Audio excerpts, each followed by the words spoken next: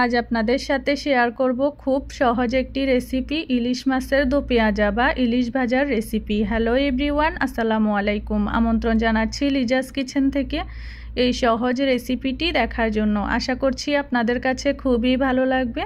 যদি ভালো লাগে তাহলে পুরো রেসিপিটি আমার সাথে থেকে ফলো করতে পারেন, তাহলে আপনি খুব সহজে বাসায় তৈরি করে নিতে পারবেন। চলুন শেয়ার করি কথা না বাড়িয়ে। এখানে আমি বড় সাইজের 4 পিস ইলিশ মাছ নিয়েছি। এই ইলিশ মাছটাতে তেমন একটা ডিম হয় নাই, কিছুটা তেল আছে ইলিশ মাছের। এগুলা এখন আমি ভিজিয়ে রাখবো। এই তো আমি একটা বাটিতে নিয়ে নিচ্ছি ভিজানোর জন্য। প্রায় 20 মিনিটের মতো ভিজিয়ে রাখবো। এগুলা ডিপ ফ্রিজে ছিল। এই তো আমি পানি দিয়ে দিলাম, পানি দিয়ে ভিজিয়ে আইসটা ছাড়িয়ে নেব। এই তো আইস ছাড়ানোর পরে আমি আঁশগুলা তুলে ভালোভাবে ধুয়ে পরিষ্কার করে নিয়েছি। এখন আমি ভাজার জন্য মাছগুলা ম্যারিনেট করে নেব। এখানে 1 চিমটি হলুদ, 1 চিমটি মরিচ আর স্বাদমতো লবণ দিয়ে আমি মাছগুলা ম্যারিনেট করে নেব। এই তো আমি হলুদ মরিচ লবণ দিয়ে ম্যারিনেট করে নিচ্ছি মাছগুলাকে। এই তো ম্যারিনেট করা হয়ে গেছে। এখন আমি চুলায় একটি ফ্রাই প্যান বসিয়ে সরিষার তেল দিয়ে দিলাম পরিমাণ মতো।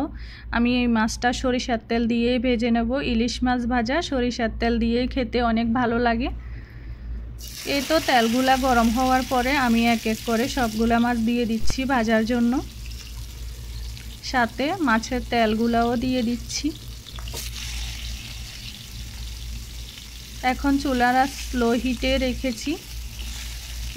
যখন মাছগুলা দিবেন তখন চুলার আঁচটা লো হিটে রাখতে হবে, না হলে তেল ছিটকে আপনার গায়ে পড়তে পারে। এই চেপটিটা বজায় রাখবেন। এখন সবগুলা মাছের তেলও আমি দিয়ে দিলাম।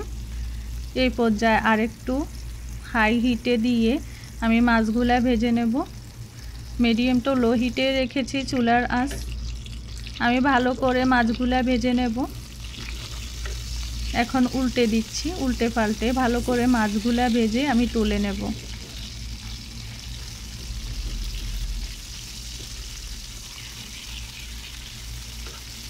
এই তো এভাবে করে সবগুলা মাছ আমি উল্টে দিয়েছি। দেখেন সুন্দর একটা কালার চলে আসছে। এখন আমি অপর পিঠ ভেজে তুলে নিচ্ছি। এই তো আমি মাছগুলাকে তুলে নিচ্ছি, ভাজা হয়ে গেছে। এরকম ইলিশ ভাজা গরম ভাতের সঙ্গে খেতে অনেক ভালো লাগে। এই তো আমি এখন 4টা শুকনা মরিচ ভেজে নিচ্ছি। ইলিশ দো পেঁয়াজার সাথে রাখবো শুকনা মরিচগুলা। এখন আমি 3টা বড় সাইজের পেঁয়াজ কুচি করে দিয়ে দিলাম। দিয়ে আমি নেড়েচেড়ে পেঁয়াজগুলা বাদামি কালার করে ভেজে নেব। নেড়েচেড়ে এই তো নেড়েচেড়ে দিচ্ছি। চুলার আঁচ মিডিয়াম টু লো হিটে রেখে আমি পেঁয়াজগুলা ভেজে নেব। এই তো কিছুক্ষণ ভাজার পরে দেখেন সুন্দর একটা কালার চলে আসছে। আমি আবারও নেড়ে দিচ্ছি পেঁয়াজগুলা। এখন আমি অ্যাড করে দিচ্ছি কয়েকটা রসুনের কোয়া থেতো করে। আপনারা চাইলে রসুন পেস্টও ব্যবহার করতে পারেন। এখন আমি অ্যাড করে দিচ্ছি একটা টমেটোর অর্ধেক ফালি করে। স্বাদমতো লবণ দিয়ে দিলাম এখন।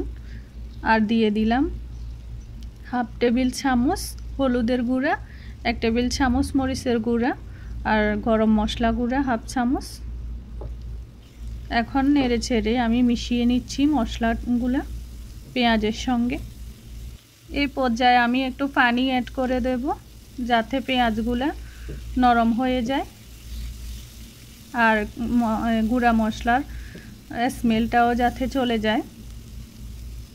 এই তো ভালো করে ভেজে নিয়েছি। এখন আমি একটু পানি অ্যাড করে দিয়েছি।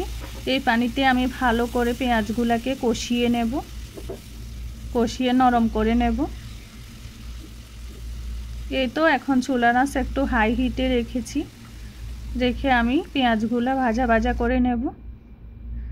এখন আমি ঢেকে দিচ্ছি। ঢেকে কিছুক্ষণ মিডিয়াম টু লো হিটে জাল করে পেঁয়াজগুলা নরম করে ভাজা ভাজা করে নেব। এই তো দেখেন পেঁয়াজগুলা কেমন কালার আসছে, ভাজা ভাজা হয়ে গেছে। এখন আমি মাছগুলাও অ্যাড করে দেব। এই তো আমি ভেজে রাখা মাছগুলা অ্যাড করে দিচ্ছি। এভাবে করে আমি ইলিশ দো পেঁয়াজা করেছি। এখন আমি সবগুলা মাছ দিয়ে চুলার আঁচ একদম লো হিটে কিছুক্ষণ রেখে দেব। এই তো এক এক করে সবগুলা মাছ আমি অ্যাড করে দিচ্ছি। এই ইলিশ মাছের দো পেঁয়াজাটা খেতে কার কার ভালো লাগে সবাই কমেন্ট বক্সে জানাবেন। আশা করছি আমার এই দো পেঁয়াজাটা আপনাদের কাছে খুবই ভালো লাগবে। আর যদি ভালো লাগে তাহলে আপনাদের ফ্যামিলির সাথে শেয়ার করবেন। যারা নতুন রাঁধুনি আপু আছেন, পুরাতন আপুরা তো পারেন জানি। এই তো দেখেন আমার ইলিশ মাছের দো পেঁয়াজাটা হয়ে আসছে। এখন আমি ঢেকে চুলার আঁচ একদম লো হিটে রেখে কিছুক্ষণ বসিয়ে রাখবো। এই তো কিছুক্ষণ পরে আমি নামিয়ে নিয়েছি। এখন একটা সার্ভিং ডিশে আমি খাওয়ার জন্য সার্ভ করে নিচ্ছি। এই তো আমি সার্ভিং ডিশে খাওয়ার জন্য সার্ভ করে নেব। আশা করছি আপনাদের কাছে খুবই ভালো লেগেছে আমার ইলিশ দো পেঁয়াজার রেসিপিটা। যদি ভালো লাগে তাহলে আমার চ্যানেলটি সাবস্ক্রাইব করে পাশে থেকে যাবেন। ভালো থাকবেন সবাই। আল্লাহ হাফেজ।